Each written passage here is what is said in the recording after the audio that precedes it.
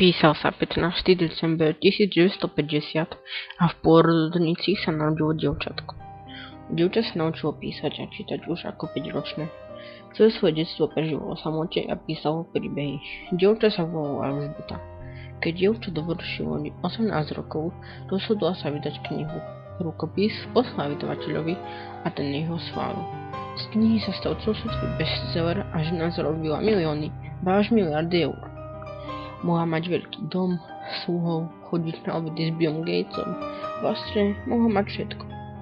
No ona stále iba písala a vydavateľia jej schválili všetky príbehy, aby boli slávni a mali peniaze. Keď si to žena uvedomila, rozhodla sa, že zmení identitu. No stále písala, ale vydavateľia jej nepotvrdili nič. Chceli nový bestseller. Tak sa žena stala starenkou. Pochopila, aký nenážavný sú ľudia v dnešnej dobe, tak sa rozhodla priznať sa. No keď sa starenka pošmykla na mne, zlomila si väzy a nedožila sa svojich narodenín ani Vianoc.